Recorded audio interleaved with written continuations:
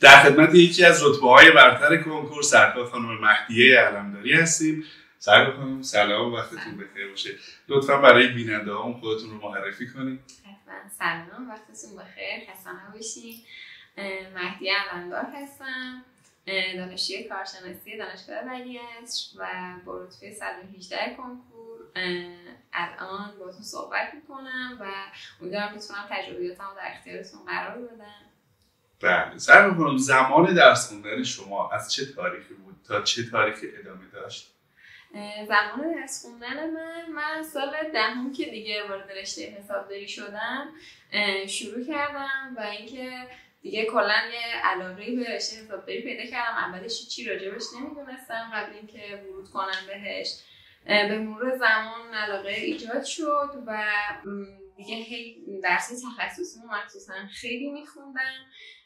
بعد دیگه بیشترین تایمی که حالا برای کنکور تصمیم گرفتم بخونم اون بازه زمانی سال 11 تا 12 بود. از تابستون سال 11 هم که تمام شد که دیگه حالا تابستونا معمولا خب دوره‌ایه که تایم بیشتر داری و اینکه دوره طلایی دیگه تابستون و دوره عید به نظر من تایم عید و من شروع کردم برای کنکور درس خوندن. دیدم خب من که انقدر دارم تلاش میکنم، مثلا سال دهم که بودم میدیدم اینقدر دارم تلاش میکنم. بعد حالا من در کنارش مثلا دوره‌های سپیدار که برای حالا نرم افزار حسابداری رفتم دیدم، خیلی هم علاقه پیدا کردم که کار کنم. بعد حالا نسبت به اون منطقه‌ای که بودم اون شهرستانی، یعنی برای شهرستان بودم دیگه در اصل، دوست داشتم که برام یه جای بزرگتر کار کنم و فکر کردم که خب اولین چیزی که الان پیش روی من قرار گرفته همین کنکوره، یعنی دیگه کار دیگه ای نمیتونم بکنم. تصمیم گرفتم که حالا برای کنکور درس بخونم، از یه مثلا شهر کوچیک به یک کلان شهر برم و حالا هدفم از کدوم شهر؟ ابهر. بله. جزء استان زنجان میشه و نزدیک قزوینه. بعد دیگه شروع کردم و برای کنکور درس خوندم. اولش خب مثلا کم کم شروع کردم، هی بیشترش کردم، هر شرایط بیشتر میرفتم، پیشرفتم خودم رو میدیدم، هی تلاشم رو بیشتر کردم و اینجایی که الان هستم رسیدم. روزانه چند ساعت مطالعه داشتین شما؟ همونطور که گفتم مثلا اون ابتدا که شروع کردم اوایلش با روزی 1 تا 2 ساعت شروع کردم. نمیگم مثلا از روز اول اومدم 8 ساعت درس خوندم، واقعا این درست نیست به نظرم، روش درستی نیست. یکی هفته 2 ساعت من در روز بیشتر مطالعه نداشتم، هی هفته‌های بعدی بیشترش کردم، 3 ساعتش کردم، 4 ساعتش کردم. بعد دیگه یه تایمی توی مثلا 6 ساعت من نگه داشته بودم خوندنم. ولی یه چیز جالب که هست به شما من بگم اینه که من هیچ وقت واقعا مثلا نبود روزی که من اصلا درس نخوام بخونم. یعنی شده مثلا بدترین حالت و شرایطی هم که بودم اون نیم ساعت و 40 دقیقه رو من وقت میذاشتم و میخوندم. پس به صورت مستمر شما این کار مستمر. این دیسیپلین خیلی مهمه، این استمراریه که شما دارین و یه تصمیم گرفتی و پایبندی به اون تصمیمت دیگه، این باعث میشه که هیچ وقت انگیزت نمیخوابه. درسته. آیا چالش و سختی توی این مسیر داشتین شما برای درس خوندن؟ چالش و سختی که بله، کلا تایم کنکور من پر از چالش و سختی بود. از اولش که حالا وارد رشته حسابداری شدم، توی حالا گفتم من تو شهرستان بودم، ما معلم حسابداری مثلا تخصصی نداشتیم. برای معلمایی مثلا کامپیوتر رو میآوردن که مثلا درس تخصصی حسابداری رو تدریس کنن. شاید 1 الی 2 تا مثلا معلم وجود داشت برای حسابداری که من خودم با حالا یه چند تا از دوستان جمع کردم اونتان انقدر رفتیم آموزش پرورش منطقه خودمون که اون 1-2 تا استاد حسابداری که دارن و نفرستن یه منطقه دیگه، شهر دیگه، بیارم تو همون نفری که من بودم و حالا مثلا ما بتونیم ازشون واقعا استفاده بکنیم. استادای خوبی بودن، واقعا معلمای خوبی بودن. بعدش دیگه حالا اولین سختیم از پیدا کردن معلم بود، یعنی حتی معلممون هم خودمون پیدا کردیم، انقدری که سخت بود. بعدش دیگه حالا رفتم تو درس خوندن و من کلا مثلا خانواده‌ام فضای خانوادگی خیلی شلوغی داریم و حالا مامان من خیلی جالب است، مهمون خیلی میومد خونه ما. خیلی واقعا اذیت میشدم سر این قضیه. بعد مامانم آدمی بود که نمیتونست به مهمون بگه که مثلا نه این دخترم کنکور داره و مثلا آدمی بود دربایستی بود با حالا اطرافیان و عواممون که وجود داشتن و من سر این قضیه واقعا اذیت میشدم، یعنی کلا کلافه شده بودم. ولی بازم میگم این شکلی بود که هیچ وقت کم نیاوردم. با این عنوان میتونستم بگم مثلا آره خانواده منو درک نمیکنه پس من درس نخونم، ولی پس اصلا همچین چیزی نبود. سعی کردم یه جور فضا رو برای خودم مثلا بزنم، تایم صبح بیشتر درس میخونم، حالا شبا بیشتر مهمون میومد، من دیگه شب دیگه میرفتم استراحت میکردم. مثلا دیگه صبح زود بیدار شدن شد روتین من. اول مثلا من دیگه نهایتا 7 صبح پا میشدم، کلا آدم سرخیزی هستم، ولی دیگه دیدم شرایطم این شکلیه، دیگه شروع کردم از ساعت 5 صبح پا شدم، بعد کردمش 4.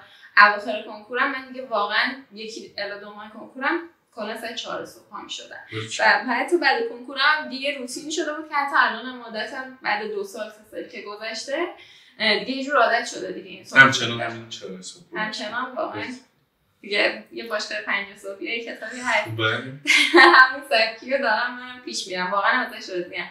چون مثلا ساعت 10 صبح میشه تو میبینید چقدر کار انجام بدید از اون بازی 5 تا 10. این خیلی نکته مهمیه که شما زمانی که صبح زود بلند میشین نسبت به کسی که حالا مثلا ساعت 10-11 بلند میشه انگار یک کاری هست که تموم کردین و اونا هنوز کارهایی هستی که شروع نکردن و آره این خیلی روند قشنگی داره. بعد درسته، چون که اصلا حس میکنم بیشتر انرژی رو تو اون بازی ساعت 4 تا 5 صبح به نظرم زنین بیشتر انرژی رو دارن، نظر من اینه. بعد خودم واقعا اون تایم خیلی انرژی دارم، هم از نظر ورزشی، حالا اگه بخوام ورزش بکنم اون تایم خیلی دوست دارم ورزش بکنم، هم از نظر درسی خیلی هم حس میکنم گیره هر کسی فرق میکنه، ولی من گیرایم تو بازی زمانی خیلی بیشتره و تمرکزم رو درس تو اون تایم خیلی بیشتره. درسته. از این باکس هایی که برای کنکورتون داشتین هر کدوم از این دروس رو چه درصدی زدین؟ من کلا خیلی درسای تخصصی رو دوست داشتم، واقعا به همه‌شون، به تک تکشون علاقه داشتم و همه رو تا آخر کنکورم که حالا تا روزی که کنکور داشتم 3 الی 4 باری 4 بار فکر میکنم الان دقیقاً نمیاد 4 بار من کامل اینو مرور کردم این درس تخصصیمو و واقعا هر سری که میخوندم یه چیز جدید ازش یاد میگرفتم و این خیلی برام قشنگ بود. این باعث میشد که هی راغب میشدم که بخونم و یه چیز جدیدی ازش یاد بگیرم و کتابای تست هم همینطور بود. این شکلی بود که مثلا از این دانش آموزا نبودم که بگم یه بار کتاب تست زدم تموم شد و رفت من برام کنکورم با رتبه خوبی در میاد و اصلا هیچ فکری نمی‌کردم. تو شما واقعا تست هم همین شکلیه، هر سری که میزنی یه چیز جدید یاد میگیری. و حالا یه نکته مهم تستی هم که هست، اون تستایی که درست میزنی خیلی نباید روش پافشاری کنی. به نظرم من اینجوری بودم، اون تستایی که غلط میزدم خیلی برام مهم‌تر بود. یعنی میرفتم ببینم چرا من اینو غلط زدم، چی شده، کجا بوده که من نخوندم که نتونستم این تست رو بزنم.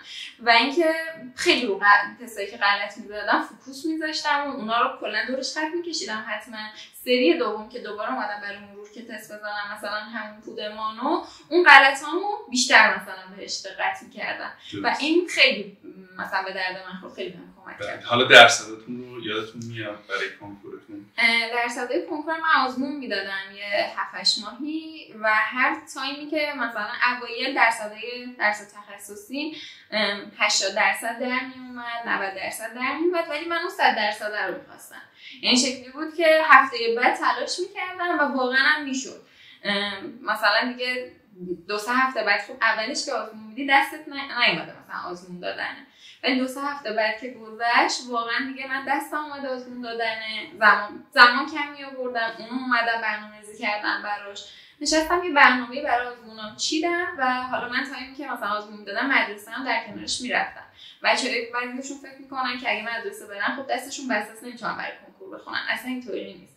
من سعی میکردم خب حالا که سال 12 هم حالا که دارم برای مدرسه هم وقت میذارم برای درس تخصصی 12 هم همین الان دیگه تستاشو بزنم دیگه. همون موقع که پودمانه رو مثلا مدرسه میخوندم میومدم خونه تستاشو میزدم و واقعا توی آزمونام درس 12 هم همیشه 100% میزدم که دیگه این اواخر مثلا اگرم درسی داشتم که 90% 80% بود دیگه تبدیل به 100 شد.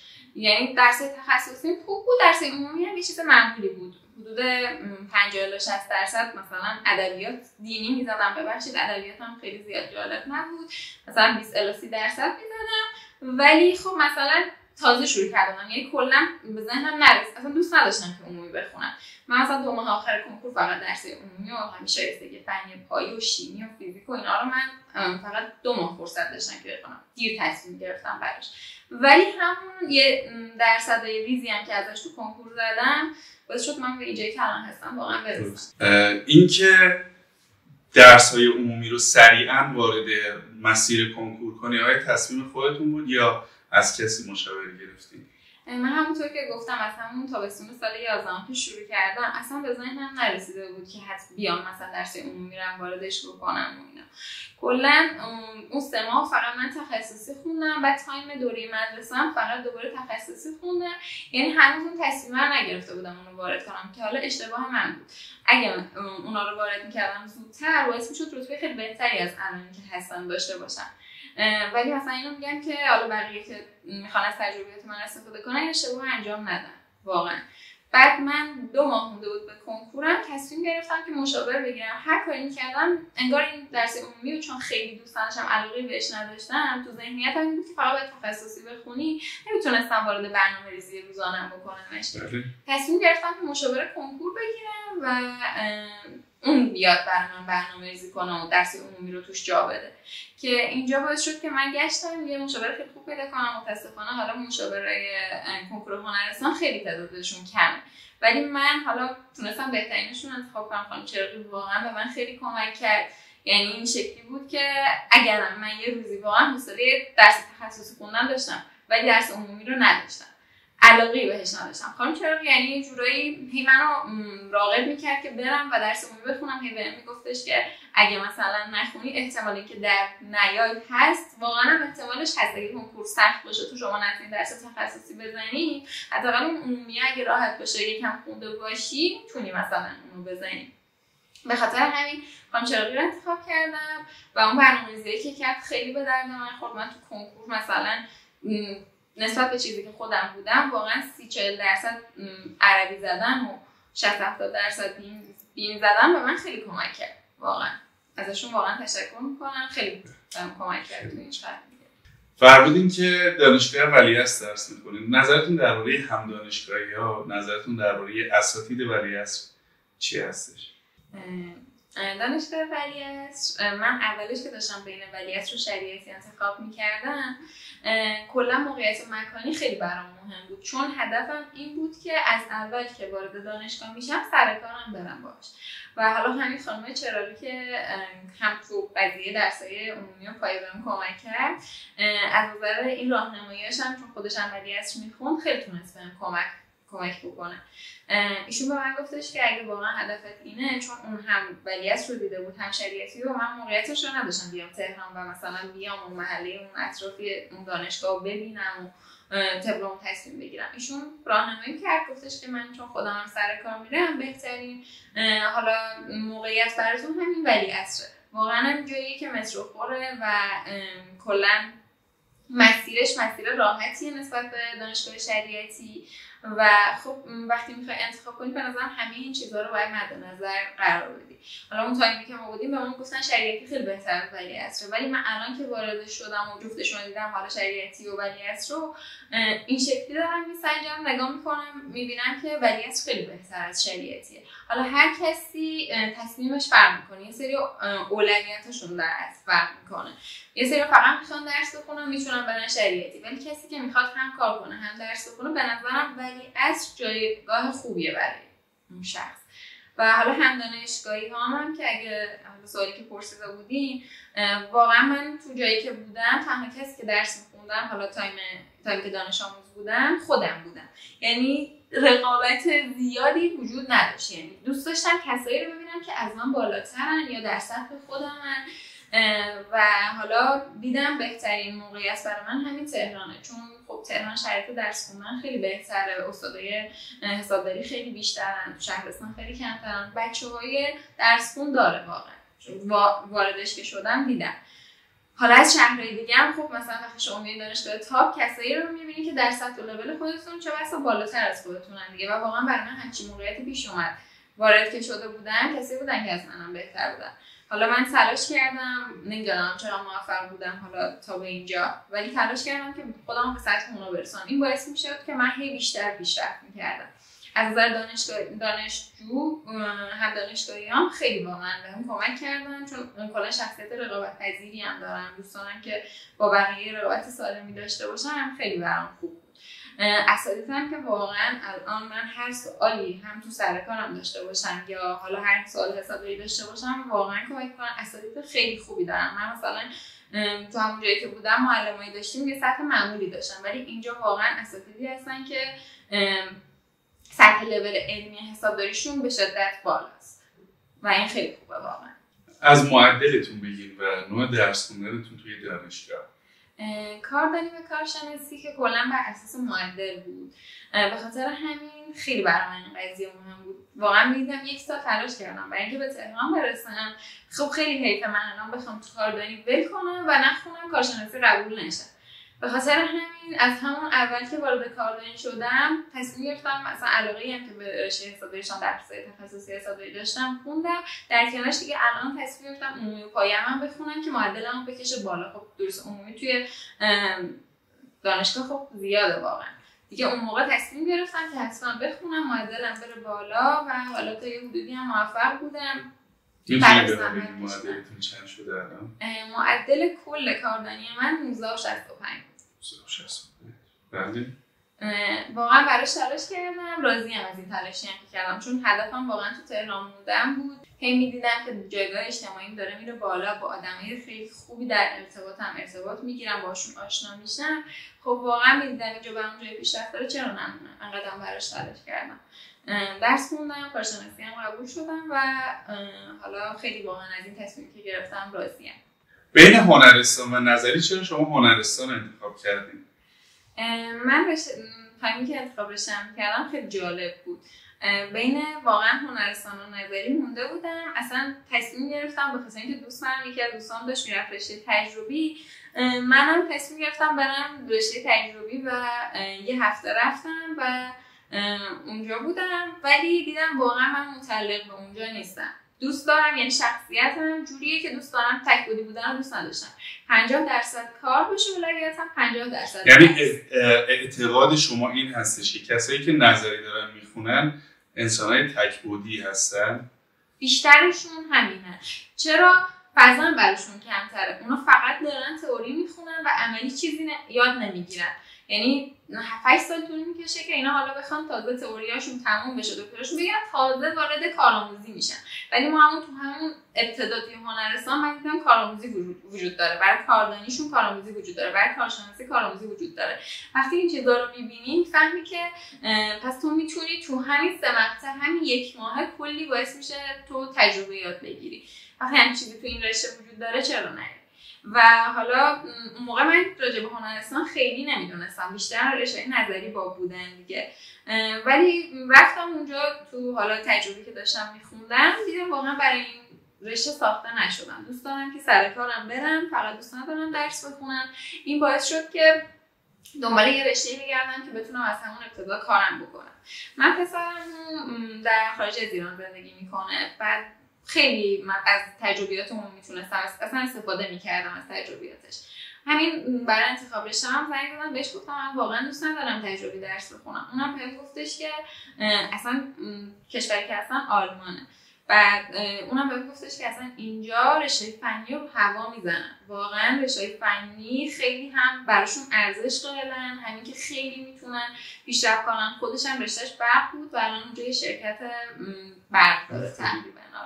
و خب واقعا دیدم اون پیشرفت کرده. حالا از کسایی هم که تو ایران داخل ایران بودن، مثلا دایی من رشتهش حسابداری بود و الان مثلا رئیس بانک ملته و دیدم واقعا همه آدمایی که اطرافم این رشته رو دارن پیشرفت کردن. چرا من نکنم؟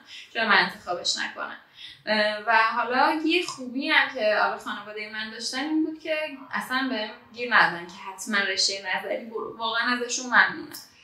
من همین دوستم که خیلی باعث شد من برم تجربی مثلا یه هفته تجربه کنم، اون خیلی مثلا گفتش بیا، این خودش 3 سال پشت کنکوره و واقعا هر سری که کنکور میره بدتر میشه. واقعا اینو میبینم میگم خدا رو شکر که من واقعا اومدم هنرستان. این باعث شد که من دیگه تصمیم بگیرم برم رشته هنرستان که از همون ابتدا کارم میکنم و واقعا همینم شد. از برنامه و اهدافتون برای آینده بهمون بگید. یه سری اهداف شخصی هستن، یه سری اهداف من اجتماعی هستن. اهداف اجتماعی اینه که واقعا بتونم یه فرد تاثیرگذار باشم، به خاطر اینکه خودم یه سری سختی‌ها کشیدم، همین دلایلی که گفتم، توجهی کمی که به هنرستانی‌ها میشه و فکر میکنم بچه‌های هنرستان کم درس میخونن. هم میخوام اینو نشون بدم که واقعا کسی هست که بخواد با جون و دل تلاشش رو کرده باشه و به اینجایی هم که الان هست رسیده باشه. این قضیه خیلی برام مهمه و بتونم به بچه‌های هنرستانی کمک کنم. این هدف اجتماعیمه. یه هدف شخصی هم که دارم، من کلا بحث مالیاتی و حسابداری خیلی دوست دارم. جزء هدفهای آینده‌ام اینه که برم و حالا قوانین مالیاتی که بلدم، کار مالیاتی انجام بدم، پروژه مالیاتی بگیرم که از لحاظ درآمدی خیلی خوبه و خودم هم واقعا بهش علاقه دارم دیگه. این خیلی واقعا برام مهمه. خیلی ممنون. توصیه‌تون برای کسایی که دارن کنکور هنرستان میدن چیه؟ ازشون میخوام تو این دوره طلایی کنکوری که براشون وجود داره حواشی خیلی زیاده، احتمال اینکه میگن کنکور حذف بشه هست، درس عمومی کلا حذف بشه هست، خیلی صحبت زیادی میشه. به هیچ کدوم دقت نکنه و حالا طبق همون روش‌های گذشته که بوده و حالا قوانینی که بوده پیش برن، اونا هم طبق همون پیش برن. و اینکه اگرم یه چیز دیگه هم که می‌خواستم بگم اینه که اگه یه سختی دارن میکشن دوره کنکورشون یا حالا مثلا تایم کنکوری سرماخوردگی ریزم خیلی باعث میشه آدم به هم بریزه، ولی من خودم آدمی بودم که اگه همچین چیزی هم برام پیش میومد، تایمی هم که حتی مریض میشدم، یه سرماخوردگی کوچیک که باعث میشد مانع درس خوندن من میشد، من هیچ وقت یه مانع نمیدیدم. من اینجوری رفتار عمل میکردم، این شکلی بود که مثلا اگه ساعت مطالعه‌ام در روز 8 ساعت بود، تایمی که مثلا مریض میشدم دیگه میکردم 3 ساعت، ولی حتما اون 3 ساعت رو میخوندم. این شکلی نبود که توی یه روز من کلا ول کنم و اصلا درس نخونم. این باعث میشد که یه جورایی من سست میشدم دیگه و باعث میشد دیگه انگیزه‌ام از دست بره برای درس خوندن. خیلی ممنون.